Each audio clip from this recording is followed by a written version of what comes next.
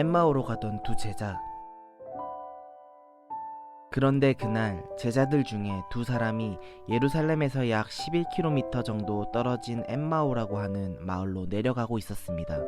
이들은 일어났던 모든 일에 대해 이야기를 나누고 있었습니다. 이들이 이야기를 나누며 토론하고 있을 때 예수님께서 그들에게 다가오셔서 함께 걸으셨습니다. 그러나 그들은 눈이 가리워져서 예수님인지 알지 못했습니다. 예수님께서 그들에게 물으셨습니다.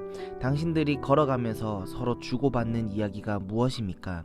두 사람은 슬픈 기색을 하고 멈춰섰습니다. 그 가운데 글로바라 하는 사람이 예수님께 대답했습니다. 당신은 예루살렘에 다녀오면서 최근에 무슨 일이 일어났는지 모른단 말이오? 예수님께서 그들에게 물으셨습니다. 무슨 일입니까? 제자들이 말했습니다. 나사렛 예수님에 관한 일인데 그분은 하나님과 백성 앞에서 행동과 말씀에 능력이 있는 예언자이셨습니다. 그런데 대제사장들과 우리 지도자들이 그분을 죽게 넘겨주어 십자가에 못 박았습니다. 우리는 이스라엘을 구원할 분이 바로 그분이라고 기대했습니다. 뿐만 아니라 이 일이 일어난 지 3일째입니다. 우리 중에 어떤 여자들이 우리를 놀라게 했습니다. 그들이 아침 일찍 무덤으로 갔지만 예수님의 시신을 보지 못하고 돌아와 예수님께서 살아나셨다고 말하는 천사를 보았다고 했습니다. 우리와 함께 있던 사람들 중에 어떤 사람들이 무덤으로 달려갔는데 그 여자들이 말한 대로였고 예수님을 볼 수 없었다는 것입니다. 그러자 예수님은 그들에게 말씀하셨습니다. 너희는 어리석고 예언자들이 말하는 것을 더디 믿는구나. 그리스도가 이 모든 고난을 받고 그의 영광에 들어가야 할 것이 아니겠느냐. 예수님께서 모세로부터 시작하여 모든 예언자를 들어 예수님에 관한 성경 말씀을 제자들에게 설명해 주셨습니다. 눈이 밝아진 두 제자. 그들이 가려고 했던 엠마오 마을에 가까이 왔습니다. 그러나 예수님께서는 그곳보다 더 멀리 가려 하셨습니다. 제자들은 예수님께 간청하였습니다.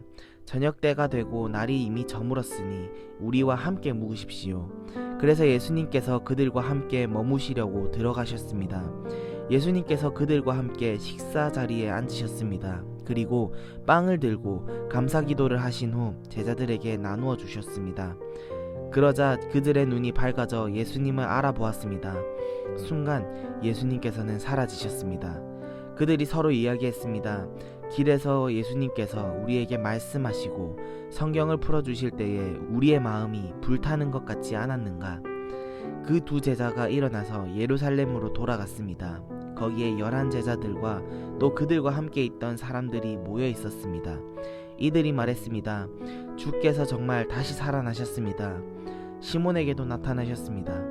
그러자 두 제자들도 길에 있었던 일들을 이야기하였습니다. 그리고 예수님께서 빵을 떼어주실 때 예수님을 알게 된 것을 이야기해 주었습니다. 아멘.